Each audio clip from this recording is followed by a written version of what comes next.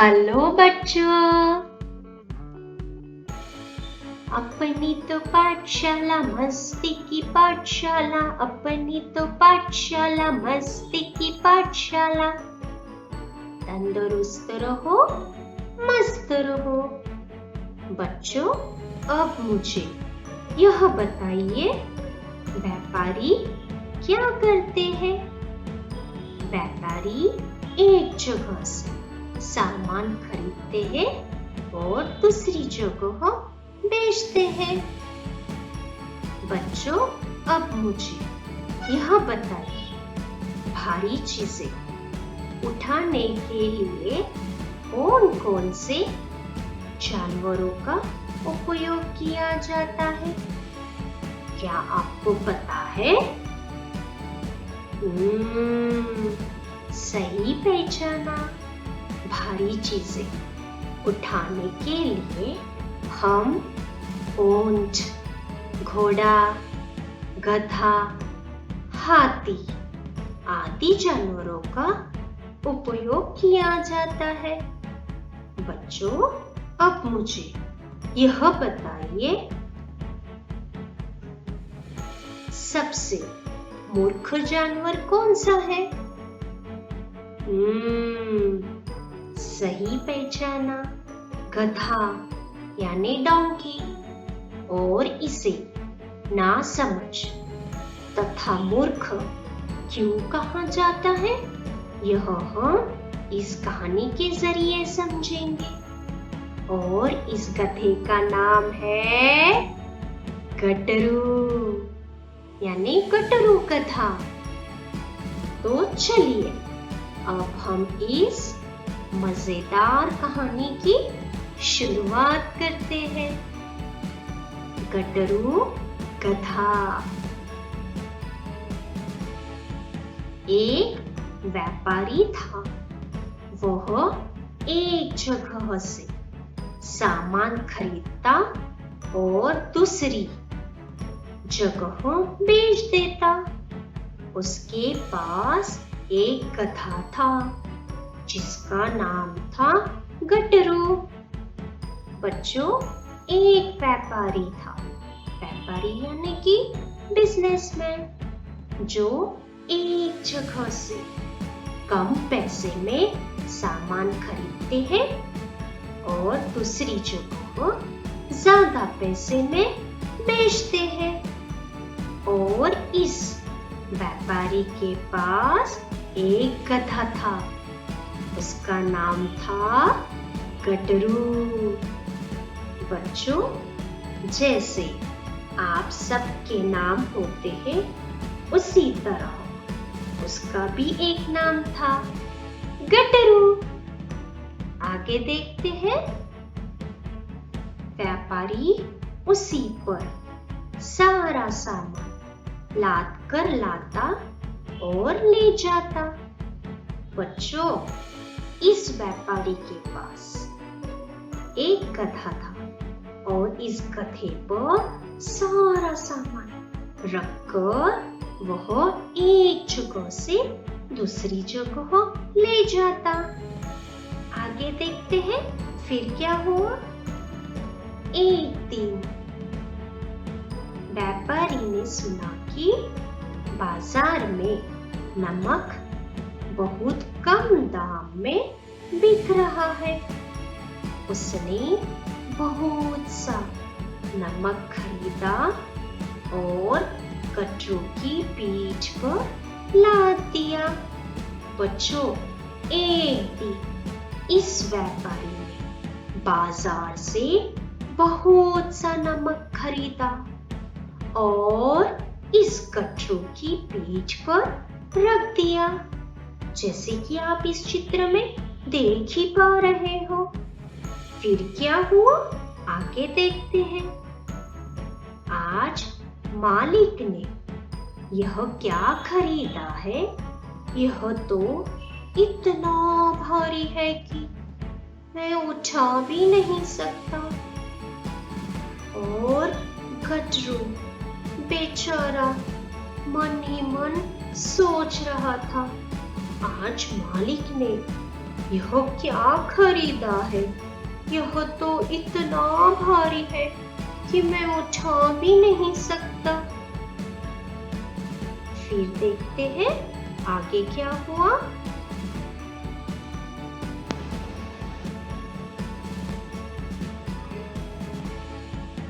आगे गटरू रास्ते में सोचता जा रहा था। गटरू किसी तरह पैर घसीटता हुआ अपने मालिक के साथ धीरे धीरे बढ़ने लगा। कुछ दूरी पर एक नदी थी। वे उसे पार करने लगे कि अचानक गटरू फिसलकर पानी में गिर गया। किसी तरह वह उठा। गटरू को लगा कि पीठ का बोझ बहुत कम हो गया है। वह बहुत खुश हुआ। बच्चों, आगे फिर क्या हुआ? गटरू पूरे रास्ते में सोचता जा रहा था, आज मालिक ने यह क्या खरीदा है? यह तो इतना भारी है कि मैं उठा भी नहीं सकता। और गटरू पैर घसीटता हुआ अपने मालिक के साथ धीरे धीरे आगे बढ़ने लगा कि कुछ ही दूरी पर एक नदी थी और वे उस नदी को पार करने लगा कि गटरू का पैर फिसलकर पानी में गिर गया। जैसे कि आप इस चित्र में देख ही पा रहे हो किस तरह से गटरू पानी में गिर गया ना। बच्चों, क्या आप जानते हो पानी में नमक डालने के बाद क्या होता है? पानी में नमक घुल जाता है। उसी तरह यहाँ हुआ। गटरू की पीठ पर रखा हुआ नमक पानी में घुल गया और गटरू जब खड़ा हुआ तो उसकी पीठ का बोझ कम हुआ। बच्चों, गटरू तो खुश हुआ, लेकिन इस व्यापारी का तो बहुत नुकसान हुआ ना, यानी लॉस हुआ ना। फिर क्या हुआ वह हम आगे देखते हैं। कुछ दिन बाद व्यापारी फिर से गटरू को साथ लेकर नमक खरीदने गया। इस बार भी बोझ बहुत अधिक था। जब गटरू नदी पार करने लगा तो वह जानबूझकर फिर उसी जगह पर फिसला। नमक नदी के पानी में घुल गया और उसकी पीठ का भार कम हो गया। बच्चों, कुछ दिनों बाद व्यापारी फिर से गटरू को साथ लेकर बाजार में नमक खरीदने गया। इस बार भी बोझ बहुत ज्यादा था। गटरू जब नदी पार करने लगा तो वह जानबूझकर फिर से उसी जगह पर फिसला। और बच्चों, क्या हुआ? नमक पानी में घुल गया और गटरू की पीठ का बोझ कम हो गया। और इस बार भी गटरू ने उस व्यापारी का नुकसान यानी लॉस कर दिया ना। लेकिन बच्चों, व्यापारी भी बहुत चालाक था और इसने आगे क्या किया वो हम पढ़कर जानेंगे। व्यापारी गधे की चालाकी समझ गया और बोला, ठीक है, मैं भी इस आलसी गधे को सबक सिखाऊंगा। इसने मेरा बहुत नुकसान किया है। बच्चों, व्यापारी इस आलसी गधे की चालाकी समझ गया और मन ही मन बोला, कोई बात नहीं बच्चों, मैं इस आलसी गधे को जरूर सबक सिखाऊंगा। इसने मेरा बहुत नुकसान किया है। फिर क्या हुआ वह हम आगे जानेंगे।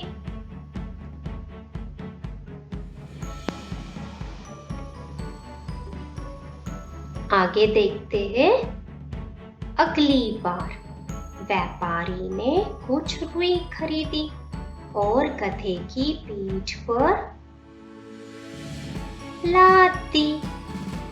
बच्चों, कुछ दिनों बाद व्यापारी फिर से गट्टू को लेकर बाजार गया, लेकिन इस बार व्यापारी ने रुई खरीदी। बच्चों, क्या आपको पता है रुई में पानी भरने से क्या होता है? रुई में पानी भरने से वह भारी हो जाती है। लेकिन गट्टू ने सोचा, इस बार भार बहुत कम है, पानी में घुलकर वह और भी कम हो जाएंगी। बच्चों, रुई यानी कि कॉटन वह पहले से ही हल्की होती है, यानी उसका वेट लाइट होता है। लेकिन पानी में जाने के बाद वह भारी यानी कि हेवी हो जाती है ना? बेचारे इस मूर्ख ना समझ गट्टू को तो पता ही नहीं था और मन ही मन सोचने लगा, पानी में घुलकर तो यह और भी कम हो जाएंगी। इसीलिए गट्टू मन ही मन खुश हुआ। वह नदी के पास पहुंचकर जानबूझकर पानी में गिर गया। धीरे धीरे रुई में पानी भरने लगा और वह अधिक भारी होती गई। बच्चों, गट्टू मन ही मन बहुत खुश हो रहा था, इसलिए वह नदी के पास पहुंचकर जानबूझकर पानी में गिर गया। और बच्चों, फिर क्या हुआ? धीरे धीरे इस रुई में पानी भरने लगा और वह बहुत भारी होती गई। फिर क्या हुआ आगे देखते हैं। अब गट्टू ने सोचा, ओहो, यह क्या हुआ? मैं तो बोझ से झुका जा रहा हूँ। लेकिन बच्चों, गट्टू ने जैसा सोचा था उससे तो यहाँ उल्टा ही हो गया। जैसे कि आप सभी जानते हो, रुई में पानी भरने से वह क्या होती है? वह भारी हो जाती है। आगे देखते हैं फिर क्या हुआ। गट्टू रास्ते में ही बहुत थक गया। किसी तरह धीरे धीरे चलता हुआ वह घर पहुंचा। बच्चों, बोझ इतना भारी था कि वह यानी गट्टू रास्ते में ही थक गया और जैसे तैसे करके थकी हालत में घर पहुंचा। जैसे कि आप इस चित्र में देख ही पा रहे हो कितना थका हुआ दिखाई दे रहा है ना गट्टू।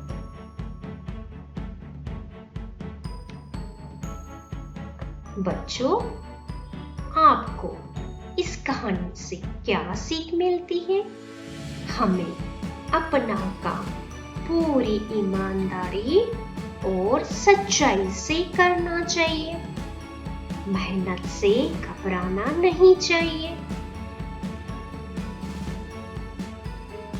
धन्यवाद बच्चों।